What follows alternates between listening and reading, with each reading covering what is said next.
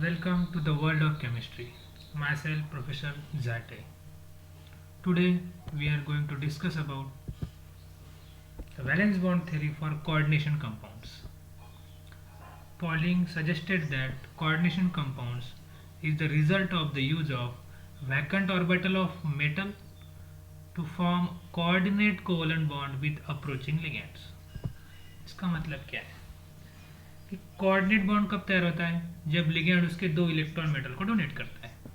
Donation of electron से coordinate bond तैयार होगा।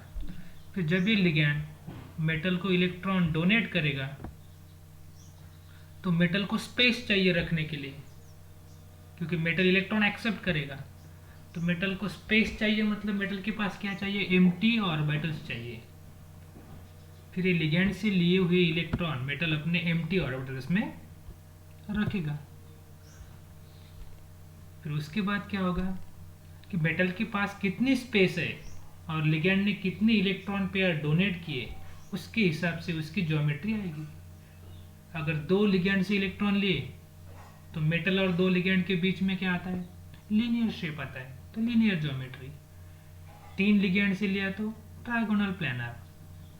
तो ये जो हाइब्रिडाइजेशन है, ये कौन डिसाइड करता कि मेटल के पास कितने वैकेंट ऑर्बिटल है और लिगेंड ने कितने इलेक्ट्रॉन उसको डोनेट किए।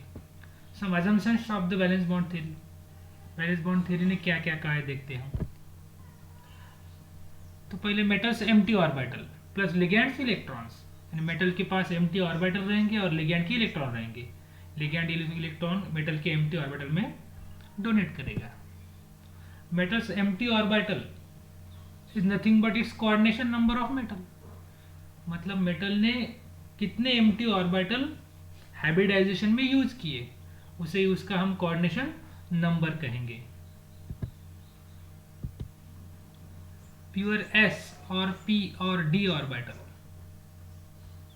No form strong bond. इसका मतलब अगर हमने हाइब्रिडाइजेशन नहीं लिया, सिर्फ एस ऑर्बिटल और पी और डी ऑर्बिटल से ही बॉन्ड तैयार किया, तो बॉन्ड हमेशा वीक रहेगा, स्ट्रॉन्ग नहीं रहेगा। फिर स्ट्रॉन्ग बॉन्ड के लिए क्या चाहिए? कॉम्बिनेशन। तो कॉम्बिनेशन ऑफ आइदर एस और पी और डी। अगर एक कॉम्बिनेशन से बॉन्ड तैयार होगा, हाइब्रिडाइजेशन होगा, मतलब दो ऑर्बिटल्स का कॉम्बिनेशन होगा, तभी हमें स्ट्रॉन्ग बॉन्ड मिलेगा।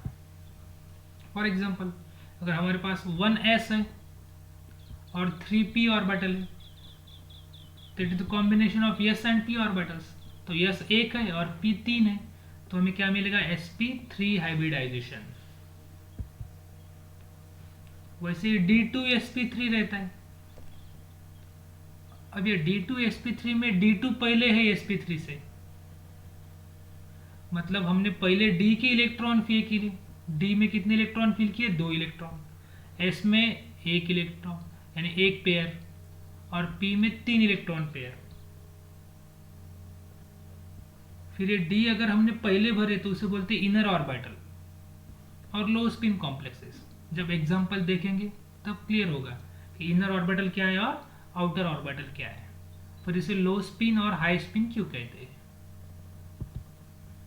दूसरा रहता है sp3d2। अब इसमें देखिए क्या चेंज है। ये d जो है वो हमने sp3 के बाद में फिल किए, मतलब सबसे पहले हमने s ऑर्बिटल फिल किया, बाद में p, बाद में d। फिर d हमने आउटर साइड का, बाहर का फिल किया, इसलिए आउटर ऑर्बिटल। ये d हमने इनर साइड से फिल किया, इसलिए इनर ऑर्बिटल थे। ये पूरा क्लियर होगा एग्जांपल में।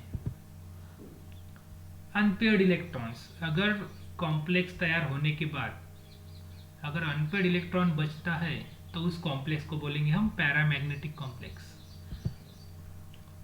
और सभी इलेक्ट्रॉन अगर पेयर है तो उसे बोलेंगे डायमैग्नेटिक कॉम्प्लेक्स। जब हम वैलेंस बॉन्ड थ्योरी डिराइव करेंगे तब हमें समझ में आएगा।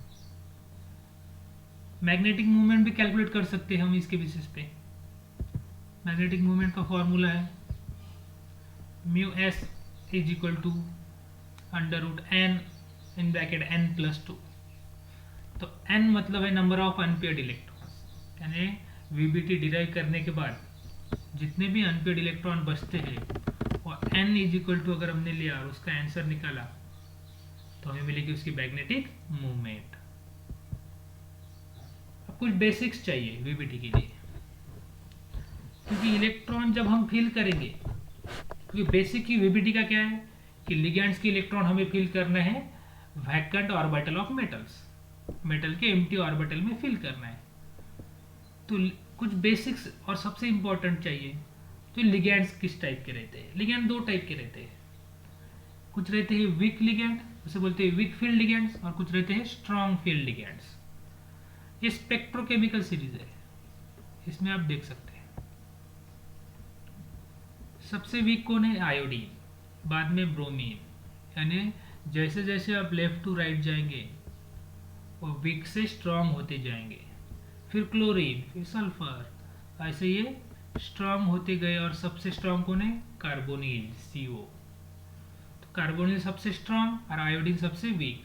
फिर ये कार्बोनिल के पहले आता CN, फिर CH3। सो ये वीक फील्ड लिगेंड और स्ट्रॉन्ग फील्ड लिगेंड की सीरीज है। ये सीरीज पता चाहिए, यानी बाय हार्ट याद नहीं करने का, सिर्फ पता चाहिए ओवरऑल कि स्ट्रॉन्ग फील्ड वाले कौन से हैं और वीक फील्ड वाले कौन से हैं। इसमें दिया आयोडीन टू वाटर, यानी वाटर तक जो लिगेंड है वो कैसे वीक फील्ड में जाएंगे। फिर वाटर के बाद में NCS से लेके CO तक जो है स्ट्रॉन्ग फील्ड लिगेंड है। याद रखना कि यह NCS से आगे वाले स्ट्रॉन्ग फील्ड और उससे पहले वाले वीक फील्ड। अब ये स्ट्रॉन्ग फील्ड और वीक फील्ड इंपॉर्टेंट है, क्योंकि जब इलेक्ट्रॉन फील करेंगे वीबीटी में तब हमें क्लियर होगा। और वैसे भी ये जो बीच में है वाटर, NCS, CDTA, NH3, ये मॉडरेट लिगेंड्स बोल सकते हैं इसको हम,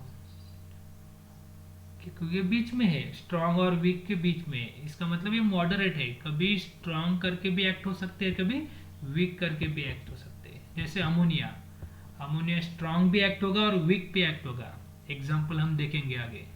तो याद में रखना, ये अमोनिया बहुत इंपॉर्टेंट है।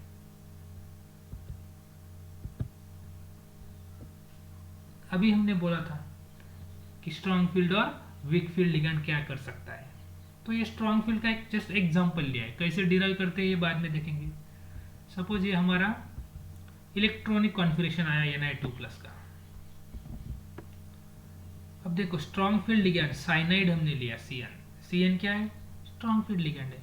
तो वो क्या कर रहा है? देखो ये जो बाहर का अनपेयर्ड इलेक्ट्रॉन है उसे अंदर शिफ्ट कर रहा, यानी पेयरिंग कर रहा हो। तो ये कौन कर सकता है? सिर्फ स्ट्रॉन्ग फील्ड लिगेंड ही कर सकता है। अगर इसके जगह वीक फील्ड लिगेंड होता तो ये इलेक्ट्रॉन को ऐसे ही रखता, अनपेयर्ड ही रखता। लेकिन स्ट्रॉन्ग फील्ड लिगेंड है तो स्ट्रॉन्ग फील्ड लिगेंड क्या करता है? बाहर के जितने भी इलेक्ट्रॉन्स है अनपेयर्ड वाले वो सभी अंदर खींच लेता और उसको पेयरिंग करता। यही स्ट्रॉन्ग फील्ड लिगेंड की खासियत है। Strong ligands such as CN cause a single electron in d orbitals to combine together forming low spin compounds।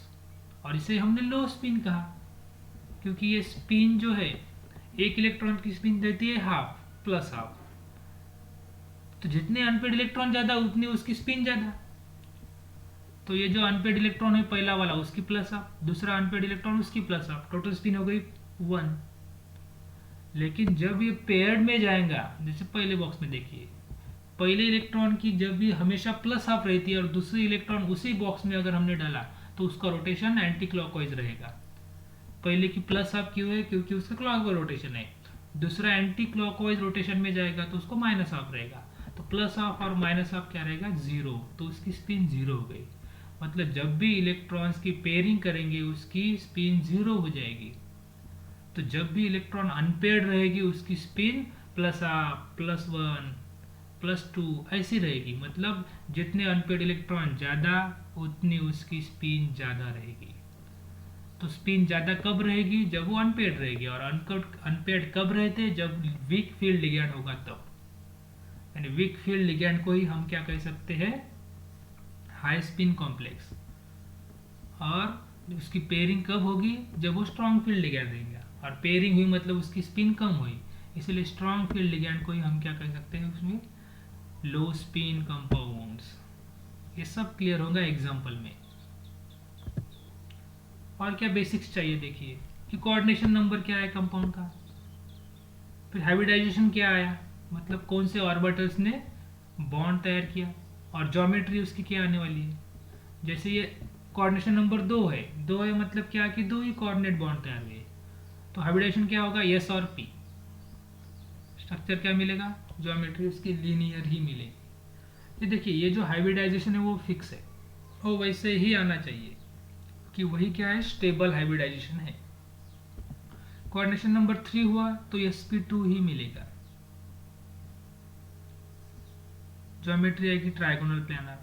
Coordination number 4 आया तो sp3 ही आएगा। कोऑर्डिनेशन नंबर 4 को और एक ऑप्शन है dsp2, ये दोनों ही आएंगे, उसके सिवा तीसरा नहीं आएगा, क्योंकि ये दो ही क्या है, स्टेबल हाइब्रिडाइजेशन है, ये याद में रखना। कोऑर्डिनेशन नंबर 5 आया तो dsp3 आएगा। कोऑर्डिनेशन नंबर 6 आया तो इधर d2sp3 आएगा या फिर sp3 d2 आएगा। मतलब d की इलेक्ट्रॉन पहले फिल किए, पहले लिया तो वो इनर ऑर्बिटल आएगा, और d बाद में लिया तो आउटर आएगा। मतलब ये जो टेबल है ये बहुत इंपॉर्टेंट है, यही हाइब्रिडाइजेशन आएगा, इसके अलावा हाइब्रिडाइजेशन नहीं आएंगे। फिर 6 है तो ऑक्टाहेड्रल बोलेंगे, 5 है तो ट्राइगोनल बायपिरामिडल बोलेंगे। ये टेबल याद में रखना। नेक्स्ट, अब लेते हैं एग्जांपल्स। तो पहला एग्जांपल है NiCN4 2-, कोऑर्डिनेशन कंपाउंड समझे लिखते हैं। स्टार्टिंग में मेटल रहेगा, बाद में साइनाइड लिगेंड्स है, और ये ओवरऑल चार्ज है कॉम्प्लेक्स का -2। अगर ऐसा एग्जाम में हमें एग्जांपल मिला तो what should we do. The first of all identify the metal. इसमें मेटल कौन है, जो कोऑर्डिनेशन स्फीयर के अंदर सबसे पहले लिखा जाएगा वो मेटल है।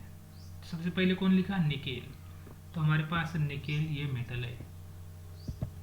फिर निकल का एटॉमिक नंबर लेना, एटॉमिक नंबर है 28। 28 के लिए इलेक्ट्रॉनिक कॉन्फिगरेशन क्या आएगा, 3d8 4s2, ये निकेल का एटॉमिक नंबर है। लेकिन हमारे पास निकेल नहीं है तो क्या है, तो उसके लिए हमें निकेल की ऑक्सीडेशन स्टेट कैलकुलेट करना पड़ेगा।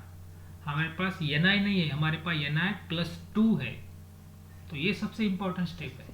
जब भी आप यूबिलिटी डिराइव करेंगे तो आपको पहले क्या लिखना है, मेटल का एटॉमिक नंबर और उसकी इलेक्ट्रॉनिक कॉन्फिगरेशन। लेकिन हमारे पास मेटल वैसे के वैसे नहीं होता, हमेशा कभी उसकी ऑक्सीडेशन स्टेट रहती है, अगर नहीं रही तो ठीक, लेकिन हमेशा ऑक्सीडेशन स्टेट निकालना है।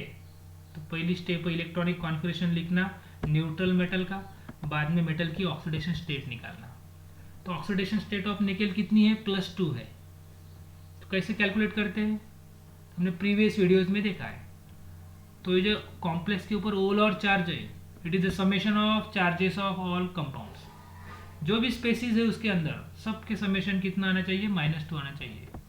तो देखिए ओवरऑल चार्ज है कॉम्प्लेक्स का -2, it is summation of all species. तो हमें मेटल का निकालना है, निकेल का, इसलिए हमने मेटल को x लिया, प्लस साइनाइड के ऊपर -1 चार्ज रहता है इसलिए उसका -1 लिया। ऐसे साइनाइड कितने हैं हमारे पास, 4 है, इसलिए 4 इन ब्रैकेट -1। तो इसका आंसर निकालेंगे तो आएगा x +2, मतलब x की ऑक्सीडेशन, निकेल की ऑक्सीडेशन स्टेट कितनी आई, +2 आई। तो ये स्टेप सबसे इंपॉर्टेंट है, यहाँ पे गलत नहीं होने का। पहले मेटल के लिखने का, बाद में ऑक्सीडेशन स्टेट निकालने का। फिर x+2 आई, मतलब हमारे पास Na+2 है। फिर Na+2 है, इसका मतलब क्या कि इसने 2 इलेक्ट्रॉन डोनेट किए। प्लस चार्ज कब आता है, जब इलेक्ट्रॉन डोनेट करते हैं। फिर Na ने अगर 2 इलेक्ट्रॉन डोनेट किए तो Na कहाँ से इलेक्ट्रॉन डोनेट करेगा, आउटर मोस्ट से।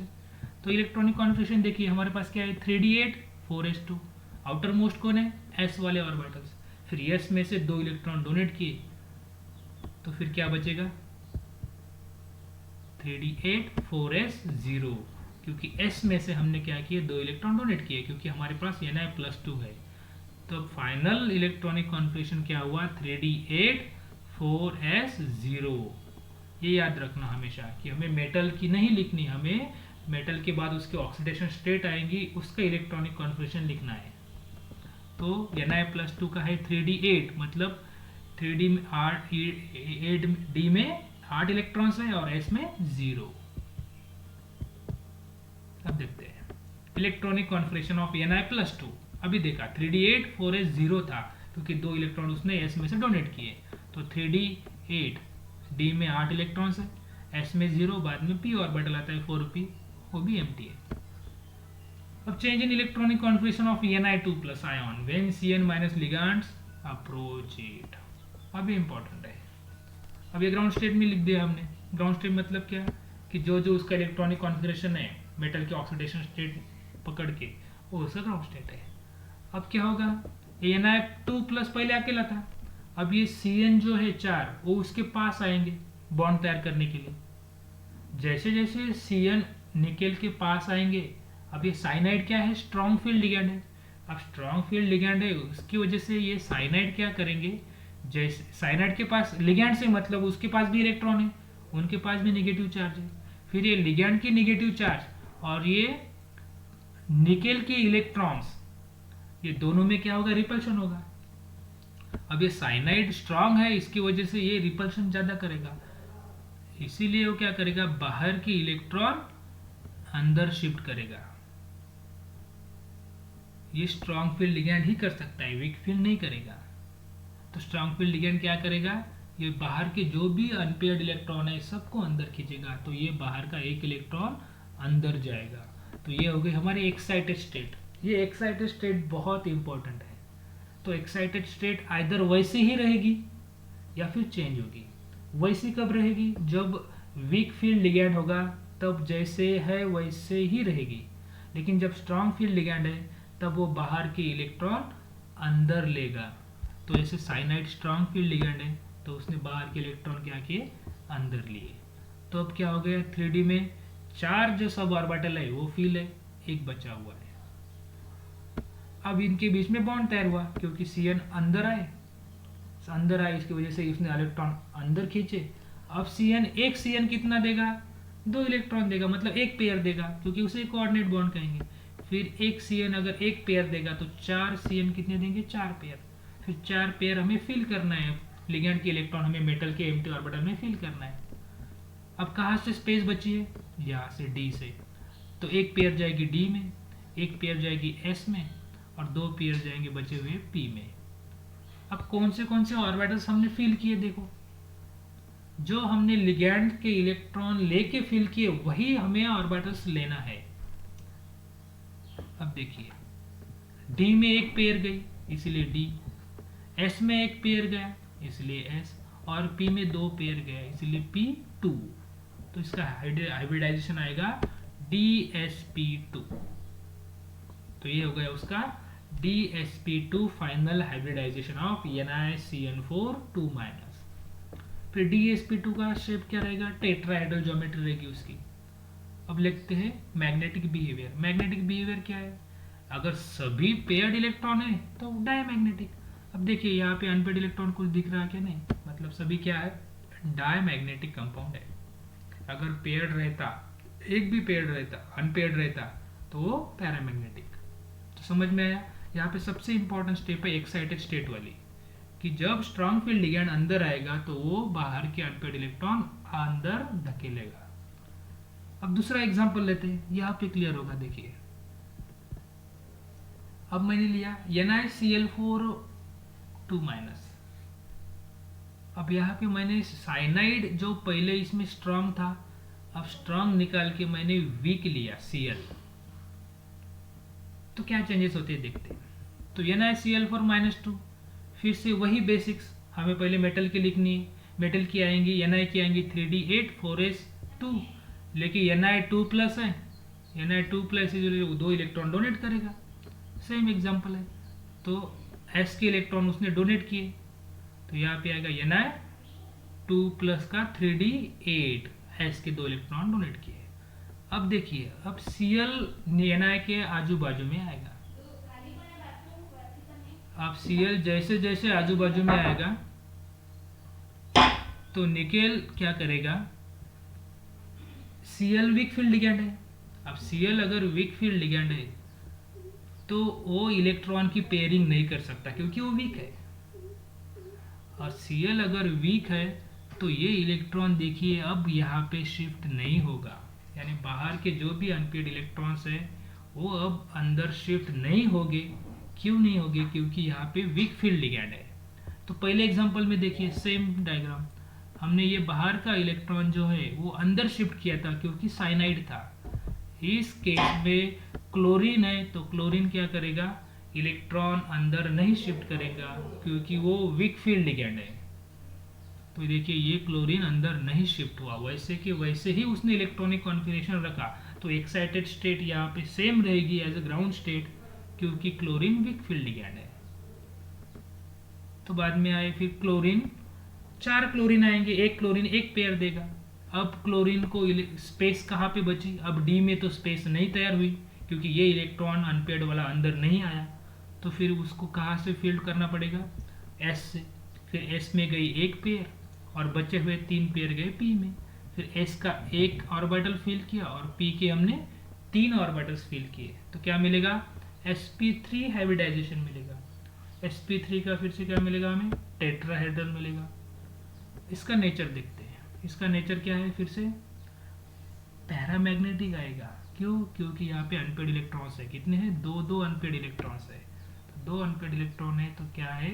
Overall complex paramagnetic in nature है। तो ये हमने एक स्ट्रॉन्ग फील्ड का एग्जांपल लिया, एक वीक फील्ड का लिया। स्ट्रॉन्ग होगा तो इलेक्ट्रॉन अंदर ढकेलेगा, वीक होगा तो वहीं पे रखेगा। Next example NiCO4। Ni का कितना है? 28 इलेक्ट्रॉनिक कॉन्फ़िगरेशन क्या आएगा? 3d8 4s2। हमारे पास Na की ऑक्सीडेशन स्टेट अगर हमने निकाली तो कितनी आएगी? 0 आएगी। क्यों? क्योंकि देखिए यहाँ पे ओवरऑल कॉम्प्लेक्स पे चार्ज कितना है? 0 है। CO पे चार्ज कितना है? 0 है। यानी कार्बोनिल भी न्यूट्रल है, टोटल चार्ज भी 0 है, मतलब Na भी कैसा आएगा? 0 आएगा। मतलब यहाँ पे हमारे पास Na ही है, तो Na 3d8 4s2। अब Na का बॉन्ड CO के पास तैयार होगा। अब CO फिर से क्या है? स्ट्रांग है। अगर कार्बोनिल स्ट्रांग फील्ड लिगैंड है तो कार्बोनिल क्या करेंगे? जैसे ही मेटल के पास आएंगे तो स्ट्रांग होने की वजह से बाहर के सभी इलेक्ट्रॉन अंदर ढकेलेगा। अब देखिए बाहर इलेक्ट्रॉन्स कौन से हैं? अब बाहर की इलेक्ट्रॉन S है, इससे पहले S में इलेक्ट्रॉन नहीं थे, पहले D में थे, तो उसने D का एक इलेक्ट्रॉन D में डाला था। लेकिन अब अपने पास S में भी इलेक्ट्रॉन है, वो सबसे बाहर है, तो outer most electron inner most में जाएंगे। तो क्या होगा? S का एक इलेक्ट्रॉन जाएगा D में, फिर बचा हुआ इलेक्ट्रॉन जाएगा दूसरे D में। तो देखिए यहाँ पे एक्साइटेड स्टेट में S के दोनों इलेक्ट्रॉन मैंने D में शिफ्ट कर दिए क्योंकि CO कैसा है? स्ट्रॉन्ग फील्ड लिगैंड है। अब क्या बचा? अब CO 4 है, मतलब 4 पेयर हमें शिफ्ट करना है इलेक्ट्रॉन की। और स्पेस कौन सी बची? D तो फिल हो गया, लेकिन S एम्प्टी हो गया, तो S में एक जाएगा और बचे हुए 3 पेयर जाएंगे P में। तो हाइब्रिडाइजेशन आएगा sp3 हाइब्रिडाइजेशन, S का एक और P के 3। sp3 के फिर से क्या रहेगा? टेट्राहेड्रल। और मैग्नेटिक बिहेवियर रहेगा डायमैग्नेटिक क्योंकि यहाँ पे एक भी अनपेड इलेक्ट्रॉन नहीं है। Next COF6 3-। फिर से वही लॉजिक, पहले क्या लेना है? कोबाल्ट। कोबाल्ट का क्या लेना है? Electronic configuration. फिर कोबाल्ट का लेने के बाद हमें कोबाल्ट की ऑक्सीडेशन स्टेट निकालनी है, वो सबसे इंपॉर्टेंट है। तो कोबाल्ट की ऑक्सीडेशन स्टेट आएंगी यहाँ पे +3 मतलब उसने 3 इलेक्ट्रॉन क्या किए? डोनेट किए। फिर 3 इलेक्ट्रॉन जाएंगे, 2 S से जाएंगे और एक जाएगा D से। पहले आउटर मोस्ट जाते फिर D से जाएगा। तो 3 इलेक्ट्रॉन डोनेट करने के बाद CO3+ का फाइनल इलेक्ट्रॉनिक कॉन्फ़िगरेशन क्या बचता है? 3D में 6 इलेक्ट्रॉन बचेंगे और 4s होगा हमारा एम्प्टी। अब इसका बॉन्ड किसके साथ है? फ्लोरीन के साथ। फ्लोरीन क्या है? वीक फील्ड है। सभी हैलोजेंस क्या रहते हैं? वीक फील्ड रहते हैं। और फ्लोरीन अगर वीक फील्ड है तो वो बाहर की इलेक्ट्रॉन अंदर नहीं ढकेल सकता, इसीलिए ये जो D में अनपेयर्ड इलेक्ट्रॉन्स है वो अनपेयर्ड ही रहेंगे, वो सेम रहेगा इलेक्ट्रॉनिक कॉन्फ़िगरेशन। फिर F कितने आए? 6 आए। एक फ्लोरीन क्या करेगा? एक लोन पेयर देगा। ऐसे 6 है तो 6 लोन पेयर देगा। तो 6 लोन पेयर कहाँ से शिफ्ट करेंगे अब हम? तो कहाँ से स्पेस है? देखिए हमारे पास स्पेस है, S का एम्प्टी है, कितना है? 1। पी के एम्प्टी है 3, बाद में डी के एम्प्टी है जो 5 है। तो 6 पेयर हमें डालना है, तो एक किस में जाएगा, एस में जाएगा, बराबर। 3 जाएंगे पी में, अब तक 4 पेयर डाले हमने। फिर बचे हुए 2 जो है वो डी में जाएंगे, इसीलिए फिर फाइनल हाइब्रिडाइजेशन क्या आएगा, एस में 1 गया, पी में 3 गए और डी में 2 गए, तो sp3d2 हाइब्रिडाइजेशन इसका आएगा।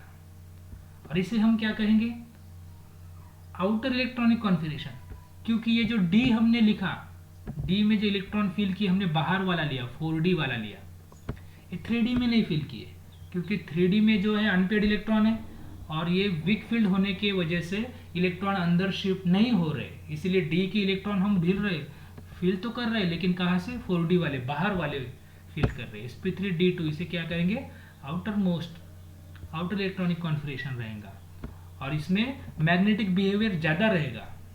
हाई स्पिन कॉम्प्लेक्स है क्योंकि कितने अनपेड इलेक्ट्रॉन है, 4 अनपेड इलेक्ट्रॉन है, जितने ज़्यादा अनपेड इलेक्ट्रॉन उतने उसमें की स्पिन क्या रहेगी, ज़्यादा रहेगी, इसलिए आउटर मोस्ट जो रहेंगे, आउटर ऑर्बिटल को ही हम क्या कहते हैं, हाई स्पिन कॉम्प्लेक्सेस कहते हैं। Next CrNH363+। अब देखिए क्रोमियम का कितना एटॉमिक नंबर, 24 के लिए इलेक्ट्रॉनिक कॉन्फ़िगरेशन क्या था, 3d5 और 4s1। लेकिन हमारे पास क्रोमियम है क्या, नहीं, हमारे पास क्या है, क्रोमियम 3+ है, इसकी ऑक्सीडेशन स्टेट कितनी आएंगी, 3+, क्योंकि अमोनिया न्यूट्रल है तो क्रोमियम के ऊपर चार्ज रहेगा वो कॉम्प्लेक्स का रहेगा, Cr3+। 3+ में उसने क्या किया, 3 इलेक्ट्रॉन डोनेट किया आउटर मोस्ट, सबसे आउटर मोस्ट कौन है, 4s, तो 4s का 1 इलेक्ट्रॉन डोनेट करेगा, बाद में ये वाला इलेक्ट्रॉन, बाद में ये वाला इलेक्ट्रॉन, 3 इलेक्ट्रॉन डोनेट किए तो डी में बचे सिर्फ 3 इलेक्ट्रॉन। अब क्रोमियम देखते बॉन्ड किसके साथ तैयार है, तो क्रोमियम का बॉन्ड है अमोनिया के साथ। अब अमोनिया क्या है, मॉडरेट लिगेंड है, लेकिन ज़्यादातर वो क्या करता, स्ट्रॉन्ग फील्ड करके ही एक्ट होता है। अब अमोनिया अगर स्ट्रॉन्ग फील्ड होगा तो स्ट्रॉन्ग फील्ड की कैपेसिटी क्या रहती है, वो क्या करते, बाहर के अनपेड इलेक्ट्रॉन अंदर लेगा, फिर ये जो इलेक्ट्रॉन है 3 नंबर वाला वो 1 नंबर में जाना चाहिए, लेकिन इस केस में ऐसा नहीं हो रहा। क्यों नहीं हो रहा, क्योंकि हमने एक टेबल देखा था पहला वाला,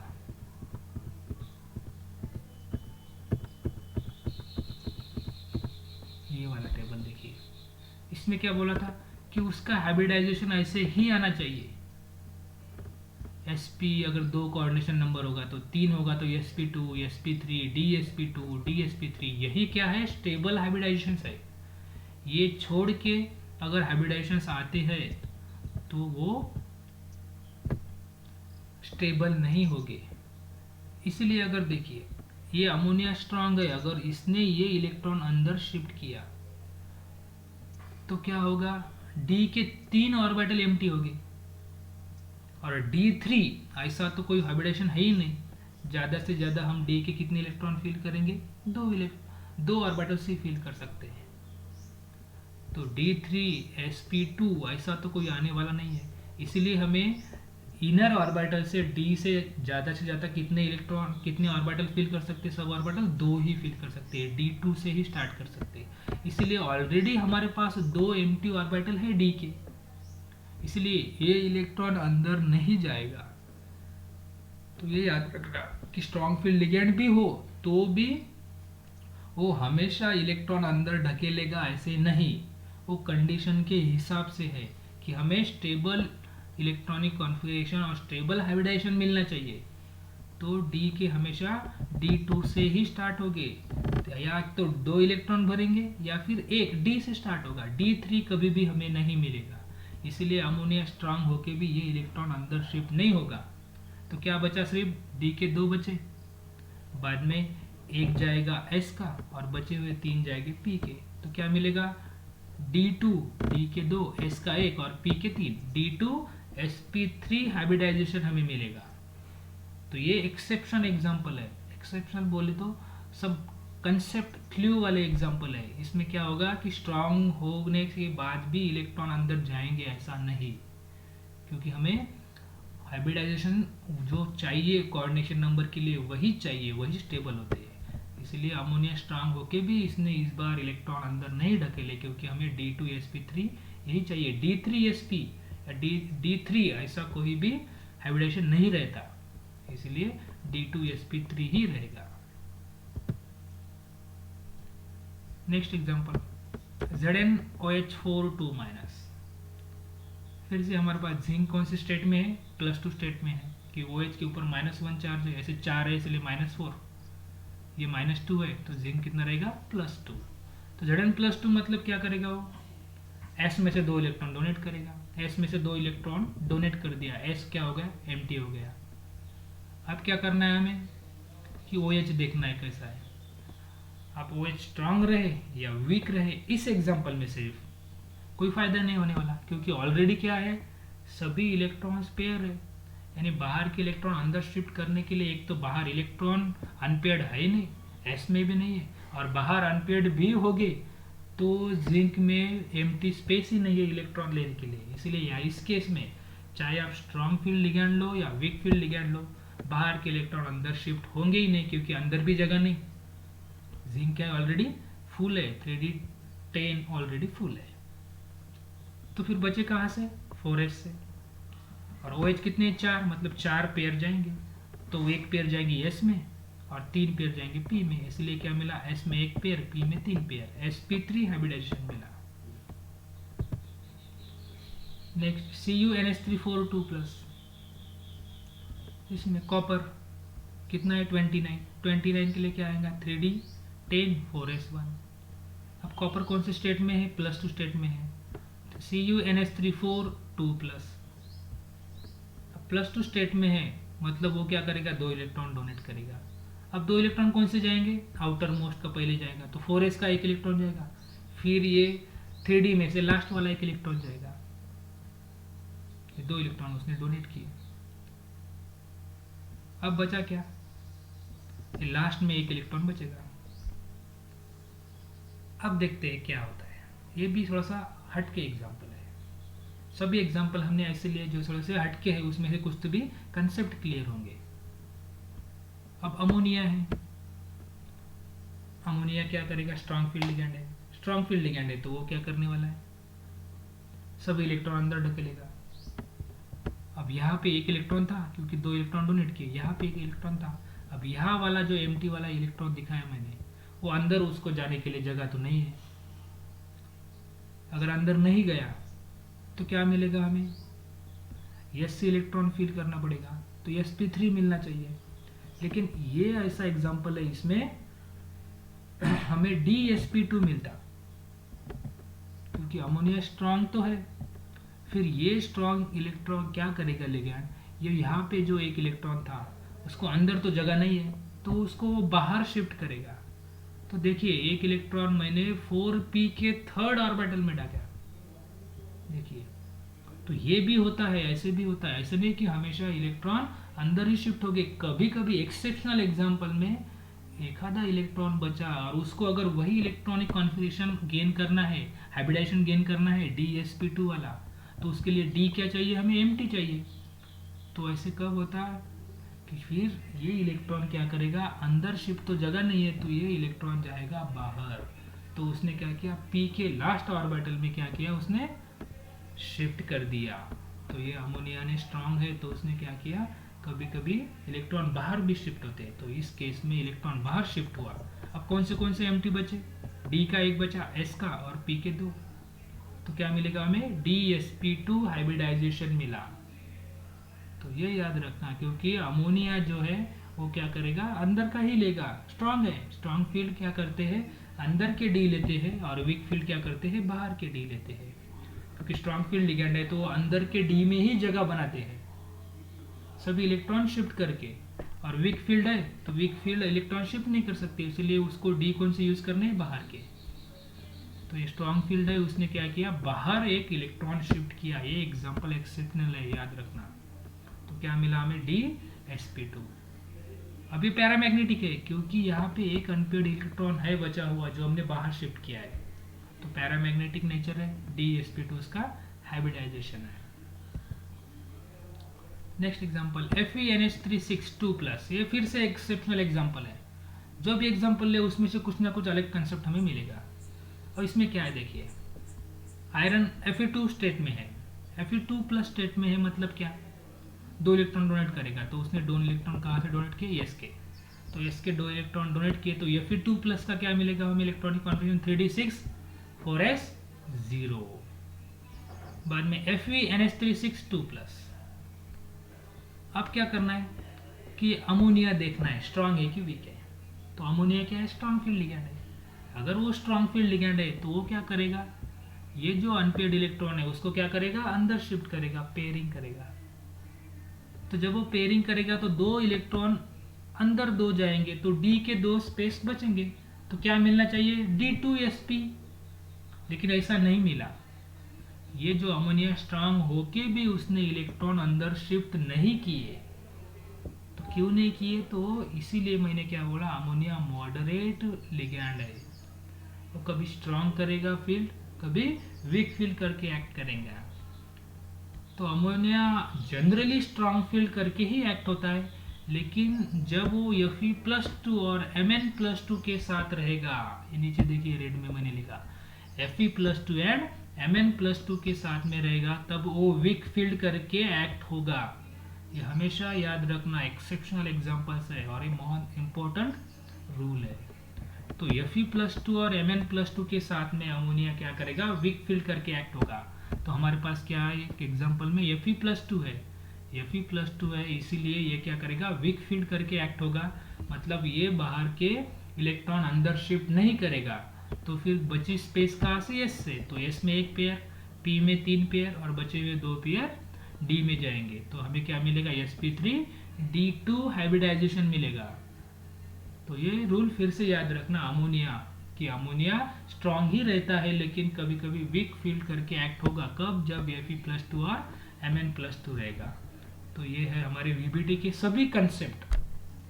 यानी VBT जब फील करेंगे तो सबसे इंपॉर्टेंट स्ट्रांग फील्ड लिगैंड है या वीक फील्ड लिगैंड है। स्ट्रांग रहेगा तो बाहर के इलेक्ट्रॉन अंदर लेगा, वीक रहेगा तो जैसे है वैसे ही रखेगा ग्राउंड स्टेट को।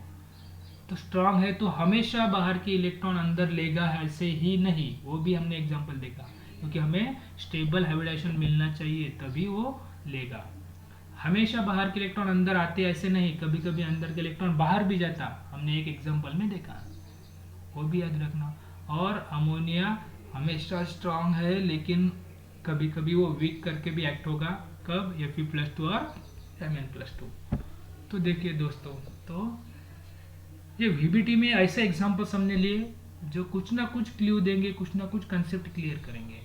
तो इसके बाद बहुत सारे VBT में एग्जाम्पल मिलेंगे, तो आप उसको ट्राई करना। लेकिन ये जो एग्जाम्पल्स है, ये सभी एग्जाम्पल पहले ट्राई करना, क्योंकि हर एग्जाम्पल में कुछ ना कुछ नया सीखने को मिलेगा। So that's all for today. Thank you so much.